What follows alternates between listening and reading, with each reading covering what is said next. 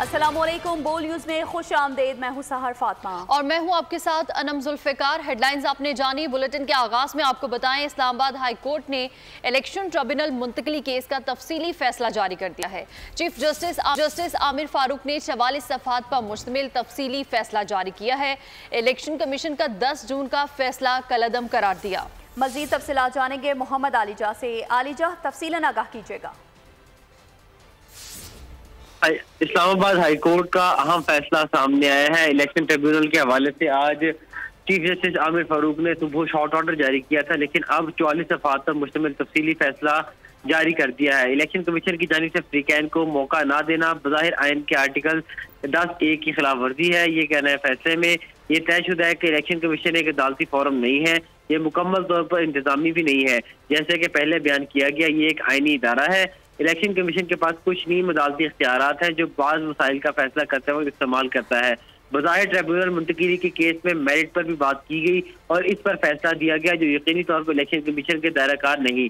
कानून के मुताबिक मुकदमे की कार्रवाई करने का इख्तियार मुकम्मल तौर पर जज का होता है और अगर जज को मुकदमे से अलग होना हो तो ये भी उसी का ज़ाती फैसला है। जानिबदारी के इल्ज़ाम का मामला अभी गैर वाज़ेह है और ये सिर्फ मखसूस हालात की बुनियाद पर हो सकता है। सिर्फ कानून की गलत तशरीह, समाअत की तारीख ना देना या दरख्वास्तों का मुस्तरद होना जानिबदारी का सबूत नहीं है। तीनों MNAs अंजुम वकील, डॉक्टर तारिक फजल चौधरी, राजा खुर्रम नवाज की दरख्वास्त से जेर इल्तवा तस्वर होंगी। इलेक्शन कमीशन अदालती ऑब्जर्वेशन को मद्देनजर रखकर तीनों दरख्वास्तों पर दोबारा फैसला करे। तीनों MNAs अंजुम वकील, डॉक्टर तारिक फजल चौधरी और खुर्रम नवाज की दरख्वास्त से जेर इल्तवा तस्वर होंगी। ये तफसीली फैसला जारी किया गया है। जी ठीक है, तफसीलात बता रहे थे मोहम्मद आलिजा, आपका बेहद शुक्रिया। इस्लामाबाद हाई कोर्ट ने इलेक्शन ट्रिब्यूनल मुंतकली केस का तफसीली फैसला जारी कर दिया है। चीफ जस्टिस आमिर फारूक ने 44 सफ़हात पर मुश्तमिल तफसीली फैसला जारी किया। इलेक्शन कमीशन का 10 जून का फैसला कलअदम करार दे दिया गया। इलेक्शन कमीशन की जानिब से फरीक़ैन को मौका ना देना बज़ाहिर आर्टिकल 8(10) की खिलाफ वर्जी करार दे दिया गया। इलेक्शन एक्ट में तरमीम के बाद मखसूस नशिस्तें तब्दील नहीं की जा सकती। सुप्रीम कोर्ट के फैसले पर अमल दरामद नहीं हो सकता। स्पीकर कौमी असम्बली एयाज सादिक ने इलेक्शन कमीशन को खत लिख दिया। स्पीकर पंजाब असम्बली ने भी इलेक्शन कमीशन को खत लिख दिया। लिखा कि तरमीम शुदा इलेक्शन एक्ट नाफिजुल अमल है। इलेक्शन कमीशन की जिम्मेदारी है कि वो पार्लियामेंट की कानून साजी का एहतराम करे।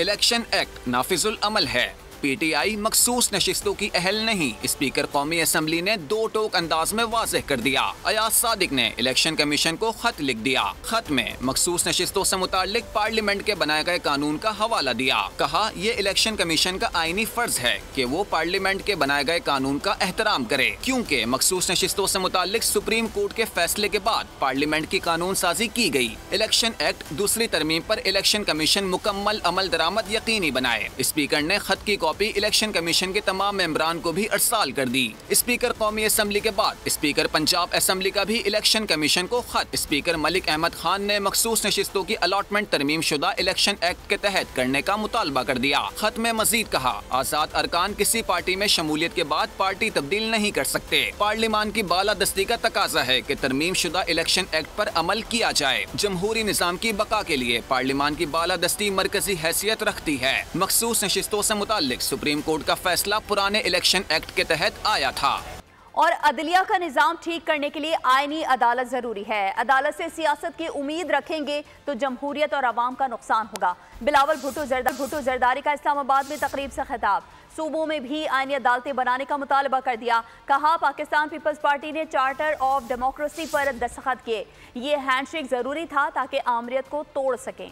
अगर हमने अपने अदालती निज़ाम दुरुस्त करवाना है तो फिर हमें एक कॉन्स्टिट्यूशनल कोर्ट कायम करना पड़ेगा। अदालत से सियासत की उम्मीद रखेंगे तो उसका नुकसान आपका जमहूरियत का होगा, आपका आइन का होगा। सूबे में भी प्रोविंशियल कॉन्स्टिट्यूशनल कोर्ट्स होने चाहिए। डैम बनाना नहीं, टमाटर और पकौड़े की कीमत क्या है नहीं, और हम अपने हाथ पे बैठेंगे और कहेंगे कि जैसे भी है सही है मलॉर्ड। जो जजेस का अपॉइंटमेंट का प्रोसेस है कि ये फैसला होगा अवाम का, ये फैसला होगा पार्लियामान का। पॉलिटिकल एक्टिविज्म वाला जूरिस्प्रूडेंस जिसकी बुनियाद चीफ जस्टिस इफ्तिखार चौधरी ने डाला था, उसका ये विजन को कभी किसी साकिब ने तो कभी किसी गुलजार ने आगे लेके चला कि अगर आपका रिश्तेदारी है तो आप बनेंगे जज, आपका आ गया केस नहीं तो आप जाने और आपका क्लाइंट्स जाने। जो जुडिशल अपॉइंटमेंट्स का प्रोसेस है उसको दुरुस्त करना है। शहीद मोहतरमा बेनज़ीर भुट्टो की ये मंसूबा बनी, हम आमरीत को ख़त्म करके जमहूरियत वापस लेकर आएंगे। और इस हैंड शेक का वजह क्या था? वजह ये कि आपने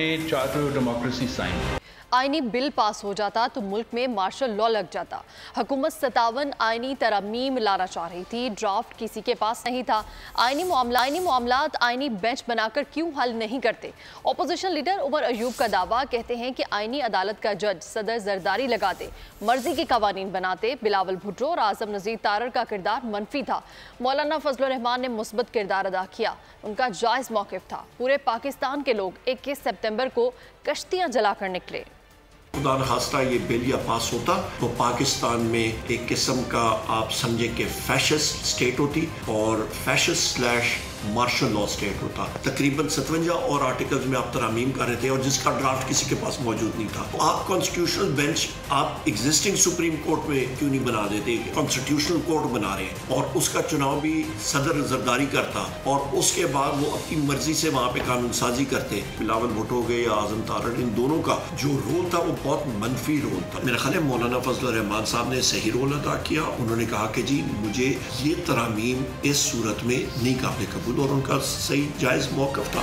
और आइन में तरमीम तब्दीली का नहीं, तदफीन का बिल है। ये बिल बहुत खतरनाक है। साबिक सदर आरिफ अलवी के अमीर जमात इस्लामी पाकिस्तान हाफिज नईमुर रहमान के हमरा लाहौर में प्रेस कॉन्फ्रेंस, कहा फौज पर झूठे इल्जामात लगाए जा रहे हैं, मईशत के मामलात खराब हैं। हाफिज नईम बोले आइनी तरमीम को किसी सूरत कबूल नहीं करेंगे, जल्दबाजी के हथकंडों से हुकूमत के इरादे जाहिर हैं।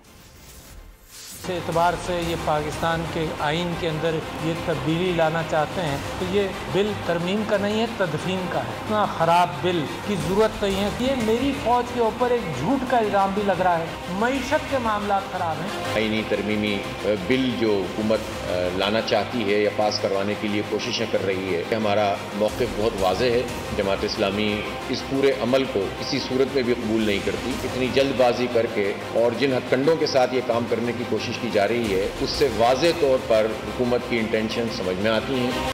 पाकिस्तान में आईनी अदालत के क़याम की बाज़गश्त, ऑपोजिशन की मुखालफतें भी जारी। दुनिया भर में किन किन ममालिक में आईनी अदालतें मौजूद हैं, जानते हैं इस रिपोर्ट में। आईनी मुकदमात के लिए अलहदा अदालतें। दुनिया के 85 ममालिक में आईनी अदालतें मौजूद हैं। आईनी अदालत में जर्मनी, रूस, बेल्जियम, लग्जमबर्ग, तुर्की, मिस्र, जनूबी अफ्रीका, पुर्तगाल, स्पेन ममालिक में मौजूद है। यूरोपीय think tank international institute for democracy के मुताबिक दुनिया की पहली आईनी अदालत 1919 में ऑस्ट्रिया में कायम की गई थी। आईनी अदालत के लिए जजों का इंतखाब सबसे बड़ा मसला होता है, क्योंकि ये यकीनी बनाना नागुज़ीर है कि कोई फर्द या ग्रुप आइन की तशरीह के मामले पर कंट्रोल हासिल ना करे, क्योंकि आइन की तशरीह का मामला अक्सर सियासी इस्तेहकाम से जुड़ा होता है। दीगर ममालिक में अदलिया, हुकूमत और पार्लिमान मिलकर जजिस का तकर्रुर करते हैं। कुछ ममालिक में आईनी जजिस के तकर्रुर के लिए एक खुसूसी कमीशन भी मुकर्रर किया जाता है, जो उम्मीदवारों की अहलियत का जायजा लेता है। आईनी जजिस की तकर्रुरी आम जजिस की तरह नहीं होती। जजिस का मुकर्ररा मुद्दत के लिए तकर्रुर किया जाता है, जो 3 से 12 साल के लिए हो सकता है। और नाजरीन, सियासत में कोई भी चीज हरफ आखिर नहीं होती। दुश्मन कभी दोस्त और हलीफ कभी हरीफ बन जाते हैं। एक बार फिर जरूरत ने माजी करीब के सियासी दुश्मनों को एक दूसरे के साथ खड़ा कर दिया है। डालते हैं माजी के झरोकों पर एक नजर। जाली वज़ीर आज़म इमरान खान, चोर चोर चोर चोर चोर, हमने आपकी पूरी सियासत को लपेट दिया है। इस्तीफा देकर मैदान में आओ, हम तुम्हारे औकात देखते हैं। जिस दिन आप जाएंगे ये दिन कौम के लिए निजात का दिन होगा। चलता है रंग आसमां कैसे कैसे। बेहतर रास्ता यही है कि इमरान भी इस्तीफा दे, स्पीकर भी इस्तीफा दे। कल के हरीफ आज एक मेज पर आ बैठे। सच में कोई चीज हुर्फ आखिर नहीं। 1 करोड़ नौकरियां दूंगा। सन 47 से लेकर आज दिन तक कुल नौकरियां इन 70-74 सालों में 1 करोड़ तक नहीं पहुंची, और इससे हमें 1 साल के अंदर 1 करोड़ नौकरियां मिली। JUI और PTI के ताल्लुकात कभी खुशगवार नहीं रहे। हर एक को कहता है चोर चोर चोर चोर चोर, और पंजाब हवाला किया तो डाकू के हवाले कर। कल तक जो एक दूसरे को सियासत से बेदखल करने वाली बातें कर रहे थे, आज दिलों में घर कर बैठे। माथे पर शिकन के बजाय अब चेहरों पर मुस्कुराहटें हैं। मौलाना वही थे जिन्होंने तहरीक इंसाफ की कुर्सी हिलाई, PDM के सरबराह बने और कभी प्लान A तो कभी प्लान B बनाया, और आखिरकार PTI हुकूमत गिरा कर ही दम लिया। हमने आपकी पूरी सियासत को लपेट दिया है। PTI ने भी मौलाना के लिए मैदान मैदान कभी खाली न छोड़ा, ताक ताक के वार किए। कोई जल्द से ऐसा न था जिसमें इनके खिलाफ नारा न लगा हो। ये वही JUI है और वही तहरीक इंसाफ जो कभी दस्तो गिरेबां हुआ करते थे, आज बगलगीर हैं। शायर ने भी ठीक ही कहा है, याद माजी अजाब है या रब, छीन ले मुझसे हाफजा मेरा। और इसके साथ ही बोल न्यूज से फिलहाल इतना ही। मजीद खबरों और अपडेट्स के लिए विजिट कीजिए हमारी वेबसाइट bolnews.com और देखते रहिए बोल न्यूज।